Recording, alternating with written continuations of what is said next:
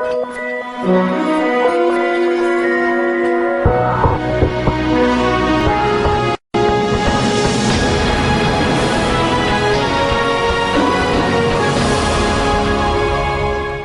Back ناظرین، قاضی صاحب سے گفتگو جاری رکھیں گے۔ قاضی صاحب، اس وقت جو صورتحال آپ دیکھ رہے ہیں کہ دونوں جماعتیں آپس میں ایک دوسرے کے سامنے آمنے کھڑی ہو گئی ہیں، کیا اس کو آپ سمجھتے ہیں کوئی یہ ان کی ملی بھگت ہے، نورہ کشتی ہے، یا حزب اختلاف اور حزب اقتدار کا جو چکر ہے وہ الیکشن قریب آ رہے ہیں، تو الیکشن سے پہلے تو دکھانا چاہیے لوگوں کو کہ کوئی حزب اختلاف بھی ہے۔ اچھا نہیں، یہ جو پنجاب میں جو سلسلہ شروع ہوا ہے، میں اس کی بات کر رہا ہوں کہ جس کو یہ لوٹا کریسی کہہ رہے ہیں جناب، دونوں جماعتوں میں آپس میں ایک حد تک بظاہر تو اختلاف نظر آ رہا ہے، کیا آپ سمجھتے ہیں کہ یہ واقعی گورنمنٹ سے باہر چلے جائے گی؟ مطلب یہ جی، مسلم لیگ نون والے یہ کہتے ہیں کہ ہمیں پیپل پارٹی کی ضرورت نہیں ہے۔ جی بالکل، اس حکومت چلانے کی ہماری میجورٹی ہے، ہم اس کو چلا سکتے ہیں، ہم اپنی پالیسیوں کو لے کر چلیں گے، ہماری پالیسیوں سے ہمیں اختلاف ہے تو تم نکل جاؤ ہماری حکومت سے۔ ان کو نکل جانا چاہیے، خود ہی عزت کے ساتھ چلے جانا نکل جانا چاہیے، ان کو استعفے دینے چاہیے، ان کو نکل جانا چاہیے۔ جب ایک پارٹی ان کو جس کے پاس پورے نمبر بھی پورے ہیں اور وہ اکیلی چلا سکے، وہ کہتے ہیں تمہاری پالیسیوں سے ہمیں اختلاف ہے جی، اور ان وجوہات کی بنا پر اختلاف ہے، تمہاری پالیسیاں یعنی تمہاری پالیسیوں کو ہم نہیں اپنا سکتے، اس میں کرپشن ہے اور کرپشن کا الزام بھی لگاتے ہیں، تو اس لیے ان کو نکل جانا چاہیے۔ نہیں، کرپشن کا الزام وفاق میں تو نون لیگ لگاتی ہے نا جی، پنجاب میں پیپلز پارٹی لگاتی ہے، یعنی دونوں ایک دوسرے کے خلاف۔ مطلب یہ جی، پنجاب میں وہ کہتے ہیں کہ تمہاری ضرورت نہیں ہے ہمیں، اسی طرح ہے ہاں، اگر تم وفاق میں کرپٹ ہو تو یہاں بھی کرپٹ ہو۔ تو قاضی صاحب کیا کیا جائے؟ جو اپوزیشن کی جماعت جس کو سمجھا جاتا تھا وہ تو ایم کیو ایم اور پیپلز پارٹی کے ساتھ ملی ہوئی ہے، میری مراد جو ہے وہ قاف لیگ سے ہے، کیا سمجھتے ہیں یہ؟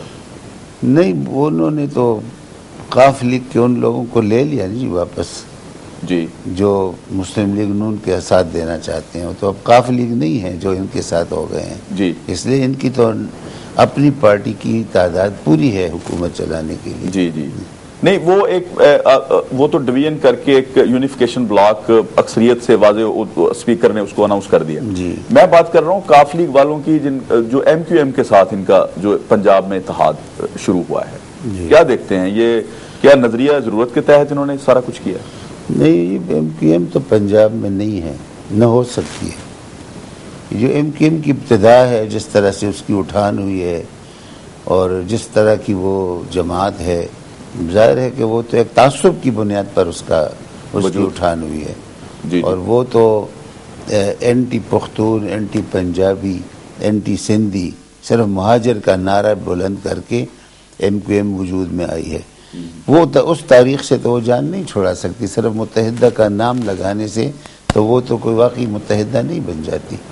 جی جی، اس لیے وہ ہسٹری اور وہ تاریخ اس کے ساتھ چمٹی ہوئی ہے، اس کو کسی دوسری صوبے میں اور پاکستان کے کسی دوسرے علاقے میں کوئی پذیرائی حاصل نہیں ہو سکتی۔ آپ سمجھتے ہیں کہ جی پنجاب میں ان کا جو آنا ہے یا مسلم لیگ کا ممکن نہیں ہے جی، اپنے مسلم لیگ کے آفس میں آ کے جلسہ کرنا ہے؟ وہ ایم کیو ایم جو ہے جی، وہ مہاجروں کی پارٹی ہے، متعصب مہاجروں کی، جی جی، یعنی مہاجروں کی بھی نہیں، متعصب مہاجروں کی، جو دوسرے لوگوں سے نفرت کرتی ہے۔ اچھا قاضی صاحب، کراچی میں جو قتل و غارت کا بازار گرم رہا ہے پچھلے دنوں، لوگ مر رہے ہوتے ہیں، ٹارگٹ کلنگ ہو رہی ہوتی ہے، یکدم آپ کے وزیر داخلہ صاحب جاتے ہیں تو وہ ٹارگٹ کلنگ رک جاتی ہے۔ اصل میں یہ بات یہ ہے کہ یہ سب کچھ کراچی میں اس وقت شروع ہوا ہے جب ایم کیو ایم وجود میں آئی ہے۔ جی، ایم کیو ایم کی وجود سے پہلے کراچی ایک امن کا شہر تھا، سب لوگوں کو وہاں پہ مزدوری ملتی تھی اور وہ تجارت اس کی بہت روبہ ترقی تھی، جی جی، اور پاکستان اس کی وجہ سے روبہ ترقی تھا، جی، ایک صنعتی شہر تھا، ایک روشنیوں کا شہر جی، ایک تجارتی، ایک امن کا شہر۔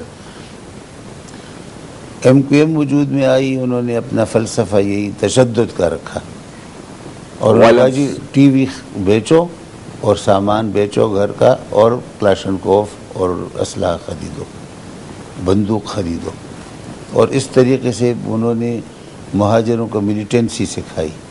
اور پھر بھتہ خوری اس کے ساتھ ہی آ جاتی ہے، بھتہ خوری اور تشدد اور ظلم اور جبر. اور اس میں ان کو مکمل سرپرستی حاصل تھی امریکہ کی پشتیبانی سے، کیونکہ کراچی ایک امن کا شہر امریکہ کو منظور نہیں تھا کہ یہ مذہبی لوگوں کا اس میں شہر ہو جائے. جماعت اسلامی، JUP، JUI، ان لوگوں کی حکومت یقیناً ایسا ہی ہے، وہاں پہ پہلے ایسا ہی تھا. یہ ان کو منظور نہیں تھا. اتنا بڑا شہر اور اتنا اسٹریٹجیکلی واقع شہر، اور ساری سینٹرل ایشیا کا، افغانستان، پاکستان، افغانستان، سینٹرل ایشیا کی بندرگاہ، اور یہ سارے لوگ آزاد ہو جائیں اور کراچی ان کی بندرگاہ بن جائے. یہ سینیریو مستقبل کا امریکہ کو قبول نہیں تھا. وہ اس کو الگ کرنا چاہتے تھے دوسرے اپنے ہنٹر لینڈ سے. اس کو ہنٹر لینڈ جو جہاں سے اس کی جہاں کی بندرگاہ تھی وہ، اس لیے انہوں نے اس میں یہی سازش کی کہ یہاں پہ ایک تعصب ابھارا جائے اور مہاجروں کو دوسرے لوگوں سے کاٹا جائے اور ان کے اندر ایک تشدد کی ایک لہر پیدا کی جائے. اور اس کے لیے انہوں نے MQM اور الطاف حسین کو استعمال کیا. لیکن قائد صاحب، ضیاء الحق صاحب کا بہت قریبی تعلق رہا ہے مذہبی جماعتوں سے جب تک ان کی زندگی رہی ہے. لیکن کیا یہ درست ہے جو ان کے بارے میں ایک تاثر ہے کہ MQM کا وجود انہی کی وجہ سے؟ یہ بالکل اعتراف کیا اس کا. حمید گل نے میرے سامنے اعتراف کیا ہے کہ انہوں نے بنایا ہے. عیسائی نے ان کے زمانے میں. غوث علی شاہ نے مجھے کہا ہے، اعتراف کیا اس کا کہ ان کا ہاتھ تھا اس میں. یعنی یہ جماعت اسلامی کو کارنر کرنے کے لیے. دیکھیں جی، ضیاء الحق صاحب بہت اچھے انڈیویجولی، انفرادی طور پر اچھے مسلمان ہوں گے اور چاہتے بھی ہوں گے کہ وہ اسلام نافذ ہو جائے، لیکن اپنے سے زیادہ، اپنی ذات سے زیادہ ان کو کوئی چیز عزیز نہیں تھی کہ اسلام بھی نافذ ہو جائے کہ میں کروں اس کو. اچھا. یہ جو ان کی ذات کی محبت تھی، اس نے ان کو اس پہ آمادہ کیا کہ وہ قومی جماعتوں کی بجائے وہ ریجنل جماعتیں یہ بنائیں اور ان کی سرپرستی کریں. کراچی میں انہوں نے MQM کا ساتھ دیا، اور سندھ میں بھی جو ریجنل اور نیشنلسٹ قسم کی پارٹیاں تھیں ان کو انہوں نے سپورٹ کیا، ان کو 12 پیپل پارٹی کے مقابلے میں. کہ یہ تو ایک حقیقت ہے، اس سے کوئی انکار نہیں کر سکتا کہ انہوں نے یہ جو چھوٹے چھوٹے سپلنٹر گروپ بنائے ہیں مختلف، ان کے زمانے میں بنے ہیں، انہوں نے سرپرستی کی ہے. اچھا، کراچی کے امن کے لیے آپ کیا تجویز کرتے ہیں؟ کیا کرنا چاہیے اس وقت؟ کراچی کے امن کے لیے جی دباؤ میں نہیں آنا چاہیے. جو یہ چارٹر آف ڈیموکریسی ہم نے سائن کیا تھا، اس میں یہ ابتدا میں تو پیپل پارٹی اور مسلم لیگ نون دونوں نے اس پہ اگری کیا تھا کہ کسی بھی کولیشن کا اور کسی بھی سیاسی اتحاد کا حصہ نہ بنایا جائے MQM کو. یہ سیاسی پارٹی نہیں ہے، یہ فاشسٹ پارٹی ہے، دہشت گردوں کی پارٹی ہے. دونوں نے پھر بعد میں پیپل پارٹی والے اس سے پیچھے ہٹ گئے. اچھا، کراچی کی بدامنی کا ذمہ دار صرف آپ MQM کو سمجھتے ہیں؟ دوسری جماعتیں جو وہاں پہ موجود ہیں، ریئیکشن میں پیپلز پارٹی ہے، دیکھیں جی وہ رد عمل میں وہ بھی آ گئی ہیں. اب یہ ANP والے بھی یہ تحریک چلا رہے ہیں، ان کو بھی امریکہ کی سرپرستی حاصل ہے جی جی، اور MQM والوں کو بھی حاصل ہے. اور دونوں کو اس لیے حاصل ہے کہ دونوں کو وہ مین سٹریم سے ہٹانا چاہتے ہیں، ان آبادیوں کو ایک دوسرے کے مقابلے میں کھڑا کرنا چاہتے ہیں. اور اس طرح کی ٹینشن اور کشیدگی کی فضا ANP کے لیے بھی مفید ہے اور MQM کے لیے بھی مفید ہے. اس لیے دونوں اس کشیدگی کو اٹھا رہے ہیں، ابھار رہے ہیں. اچھا قائد صاحب، شاہ محمود قریشی صاحب نے جو ایک سٹینڈ لیا ہے ریمنڈ کیس کے حوالے سے، جی کیا سمجھتے ہیں؟ میں سمجھتا ہوں جی انہوں نے ایک اصولی فیصلہ کیا ہے اور ٹھیک سٹینڈ لیا ہے، اور میں اس سٹینڈ پر ان کو یعنی شاباش دیتا ہوں. اچھا، بلوچستان کے حوالے سے کچھ کہیں گے آپ کہ جو حالات وہاں پہ پیدا ہو چکے ہیں؟ جی بہت خطرناک لیکن حالات. سر میں سوال اس طرح سے کرتا چلوں کہ پرویز مشرف ایک ڈکٹیٹر تھا، اس نے بلوچیوں کے ساتھ بہت زیادتیاں کی. اکبر بگٹی سے لے کے بہت سے واقعات ہوئے. وعدے وعید بھی ہوئے, بلوچیوں کے حق کے لیے بات بھی کی گئی, مشاہد حسین اور شجاعت نے مل کے آپس میں وہاں پہ گئے, ان سے بات چیت ہوئی, کوئی ڈیلیور نہیں ہوا. کیا یہ سمجھتے ہیں کہ جی بلوچستان میں جو حالات ہیں اس کی ذمہ داری آپ کس پہ ڈالتے ہیں, اور اس کے لیے کچھ تجویز کریں کہ کیا حل ہے ان کی درستی؟ جی میں بالکل آپ سے اتفاق کرتا ہوں کہ اگر سیاسی رویہ اختیار نہ کیا جائے جی, اور بلوچوں کو تمام معاملات میں شرکت کا احساس نہ دلایا جائے اور ان کے ساتھ ڈائلاگ اور بات چیت کے ذریعے سے حقیقی ایک حل, اس کا سیاسی حل نہ نکالا جائے, تو یہ بلوچستان علیحدگی کی طرف جا رہا ہے. یعنی کوئٹہ سے لے کر گوادر تک کی جتنا بلوچ علاقہ ہے, اس پورے علاقے میں نہ پاکستان کا ترانہ گایا جاتا ہے نہ اس کا جھنڈا بلند کیا جاتا ہے.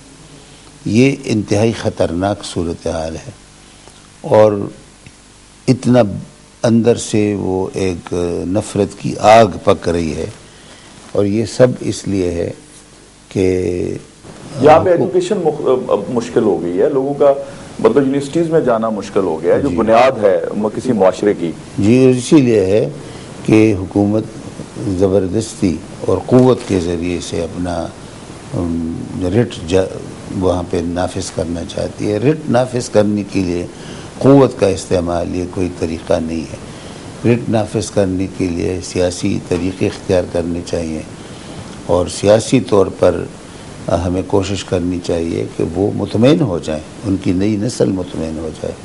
ان کی اطمینان کے بغیر یہ بہت مشکل حالات. کس طرح اطمینان دلایا جا سکتا, مطلب ان کو کس طرح سے اطمینان دلایا؟ شرکت کا احساس, سیاسی طور پر ان کو شریک بنانے کا احساس, فیصلوں میں شریک بنانے کا احساس. نہیں وہ تو کیا انہوں نے بلوچستان تھا آپ کا, بلوچستان کو یہ جمالی صاحب, نہیں بلوچستان کو یہ نہ سمجھا جائے کہ یہ چھوٹا صوبہ ہے. سر کہا جاتا تھا نا کہ ایک چھوٹے صوبے سے وزیر اعظم لے لیا گیا. دیکھیں چھوٹا صوبہ نہیں ہے وہ, جی جی وہ بڑا صوبہ ہے. ٹھیک ہے, اس کے بغیر پاکستان کچھ بھی نہیں ہے. جی بالکل صحیح. آپ بلوچستان کو پاکستان سے نکال لیں, کیا پاکستان کچھ نہیں ہے. معدنیات آپ کی سارا معدنیات کی بات نہیں کر رہا ہوں, اس کی جغرافیے کی بات کر رہا ہوں. جغرافیے کے حوالے اس کا رقبہ آدھا رہ جاتا ہے, اس کے اندر کوئی اس کا آدھا رہ جاتا ہے. اس لیے اس کو بڑی صوبے کے طور پر ٹریٹ کرنا چاہیے. اور یہ کافی نہیں ہے کہ آپ نے اس کا وزیر اعظم لے لیا. ایک کٹ پتلی وزیر اعظم کو لینے کی بجائے آپ اس کو شرکت کا احساس دلا دیں. اس پہ وہ لوگ کہتے ہیں جی ایک وزیر اعظم لے کر ہمارے سارے وسائل بھی لے لیتے ہیں, ساری چیزیں بھی چھین لیتے ہیں, پالیسی اپنی چلاتے ہیں, کہتے ہیں وزیر اعظم تمہارا ہے. جی جی یہ خود جمالی صاحب سے پوچھیں ان کے ساتھ کیا سلوک کیا گیا, یعنی ان کو کیوں کان سے پکڑ کر ہٹا دیا گیا, کیوں اس کا صاحب یہ گفتگو آپ سے جاری رکھیں گے. وقت ہوا چاہتا ہے ایک بریک کا. ناظرین ایک بریک لیتے ہیں اور ابھی واپس آتے ہیں.